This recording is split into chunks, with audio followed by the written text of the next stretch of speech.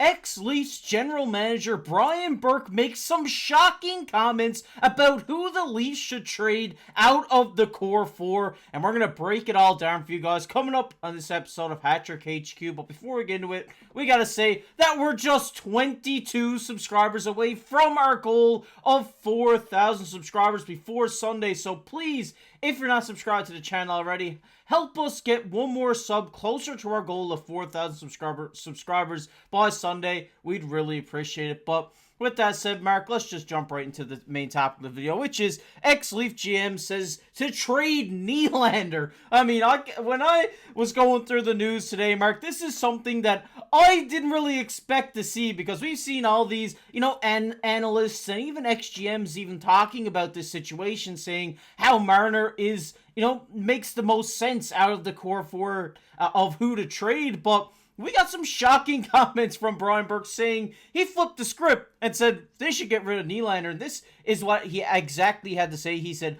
he is better offensively, better defensively. He's younger, faster, smarter. And while Nylander is clearly an awesome player, Mitch Marner is a no-doubt Hall of Famer who, if not traded, will end his career as the second best player in Toronto Maple Leafs history behind only Austin Matthews. He says, if the Leafs had to make a change to the core four, if the Leafs had to rearrange their roster and change their strategy, it's obviously Nylander who should go instead of Marner. He also says, sure, he recently signed a new deal, and sure, he's experiencing a lot of love from the team and its fans right now, but trading Nylander is at least reasonable. He's great, and you probably still lose the trade, but Marner is on another level. And if you don't realize that, you are wrong. I mean, before I throw it to you, Mark, we're just going to compare these guys on paper. Because if we look at Nylander, yes, he had a phenomenal season last year. Contract year, he had multiple 10-game plus point streaks, having 98 points in 82 games,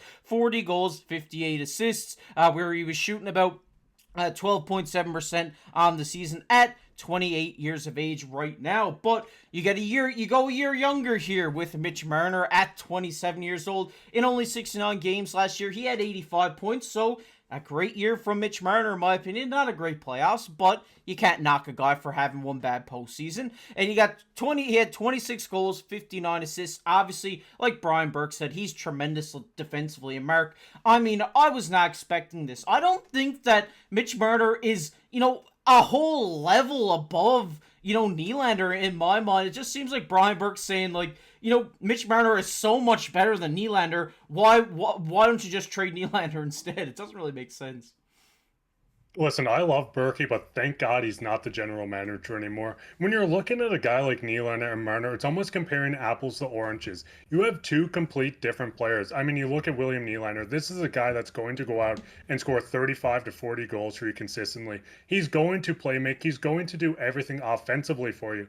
And then when you look at a guy like Mitch Marner, he's more of a defensive-minded playmaking forward as well. So comparing the two and saying who's better, who's whatever, is hard to do. Yes, you do get value in Marner's defense, but you get so much value in Nylander's offense. A guy that's been outstanding in every postseason run that he's had with the Toronto Maple Leafs. He dealt with injuries. He still got in. He still has been great. So comparing the two is definitely hard. When it comes down to who I would trade between the both of them, unpopular opinion, Leafs fans, kill me in the comments, I would not trade either. You have a guy like Brian Burke said, Mitch Marner, who's at another level. He's a defensive forward. He was a former Selke nominee. He was third in votes. He's a guy that's one of the best playmakers in the league. He can play on your penalty kill, your top power play, on your top line, in your top six. Wherever you want Mitch Marner to play, he can play for this team. He's a guy that's a jack of all trades. He can do absolutely everything for the Leafs. Did he have a bad postseason? Yes. Does he deserve some flames? Yes. But the thing is, you cannot move on from a guy like this after one bad postseason. Yes, the Leafs are a team that has been knocked out in the first round for what it feels like 40 years. Yes, they made the second round once for the first time in 20 years.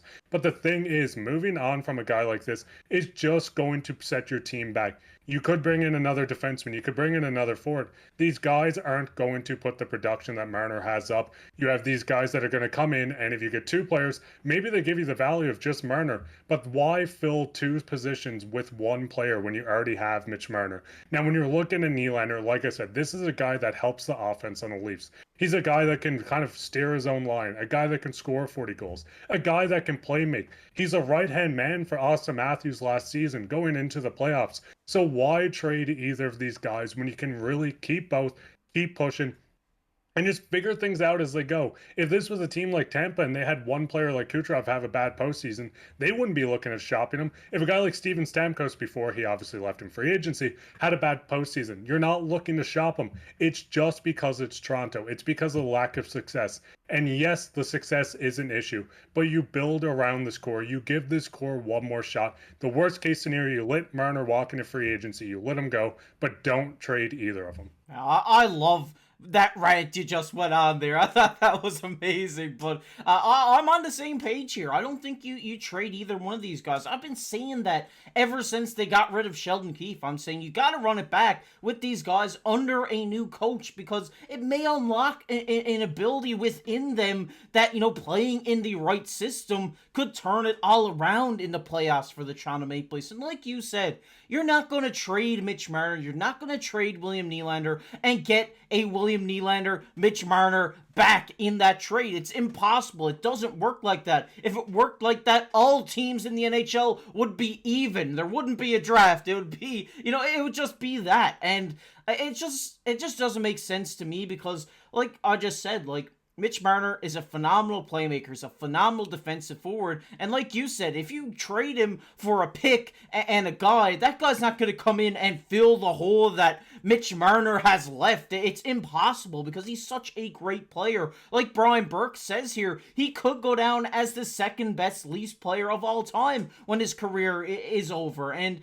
it just doesn't make sense to move on from these guys. And I don't know where he's coming from with the whole Nylander thing. That boggles my mind, because Nylander isn't the problem. Why are you getting rid of a guy who has only been success in Toronto in the playoffs? He's the guy who steps up every year. He's the guy who scores the clutch goals. It doesn't make sense to get rid of your only good playoff performer to bring in two, middle six guys to fill out this roster. It just doesn't make sense. I know a lot of Leafs fans hate this, ideal of the core four, but it can work. I know you're probably hating me right now, but it can work. It's just Sheldon Keefe didn't know what to do with this team to make them successful, in my opinion. I'm not knocking him as a coach, because I think he's a great coach. I think he's going to have a good season in New Jersey. I just think they needed that Craig Berube type of guy who, can fill out this roster with,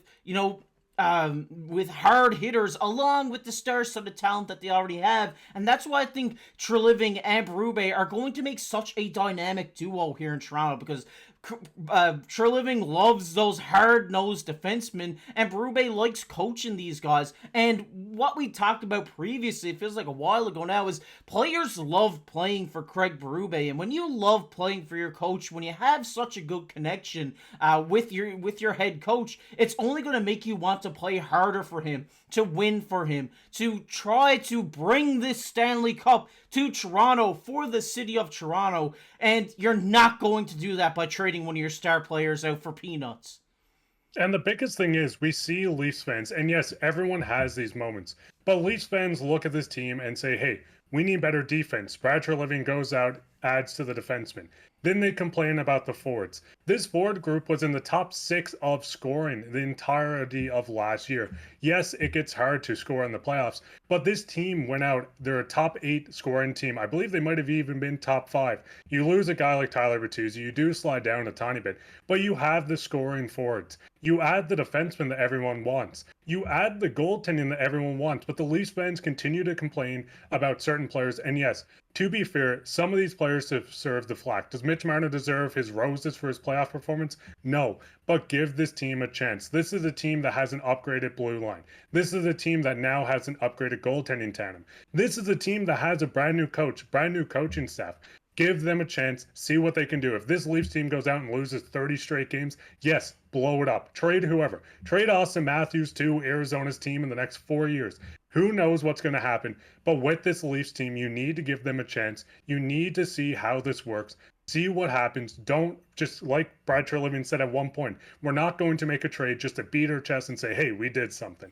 They want to see how this is going to work out. Yeah, definitely. It's hard to disagree with that point on my end, but we want to hear your guys, kind of comments down below in the comment section. What do you think about our takes here? Do you think we're completely out to lunch, or are you kind of starting to drink the Kool-Aid that me and Mark are putting out there? Because it seems like this team is going to be fine. I don't think they need to trade out a star player, and I know a lot of you guys in the comment section want to see this trade happen, but when it happens, you're gonna be like, oh my god, why did we do this? We got nothing. So, like, you kind of got to deal with this situation because it wasn't Brad's fault. He was kind of left this, and he's built a great team around this. And I think this season they're really going to prove that to not just the fans, but the entire media in Toronto. We want to hear your guys' thoughts on Brian Burke's comments. I'd love to read your guys' comments on that down below in the comments section. But we're going to get everybody's favorite topic here, which is comment of the day. And the comment of the day today goes to Rona. Rona says, Savoy's offense translated to the AHL in a small sample size. That is huge. His development has up arrows so far. Shout out to you, Rona. Love seeing you comment on the video, showing your support here on the channel. And I got a lot of heat yesterday, Mark. Oh my god, I couldn't believe it. Every time I looked down that comment section, someone was ripping me apart for that Matthew Savoy take. But if you don't like it, it's going to happen. And I can't wait for you guys to see him become the third-line center in Edmonton. And then you're like, oh my god, that idiot KC on Hattrick HQ was right. We should have been listening to him all along because it's going to happen. But if you guys enjoyed this video, make sure down below, hit that like button, hit that subscribe button. Like we said, we're only 22 subscribers away from hitting our goal, so please help us get there by hitting that subscribe button on your screen. Also, comment on the video. Might be featured on the next comment of the day, just like our buddy Rona did today. And if you want to check out a video Mark did earlier today, it'll be popped up on your screen right now. But as always, I've been your host, KC, alongside my co-host, Mark Pye. Keep your stick on the ice.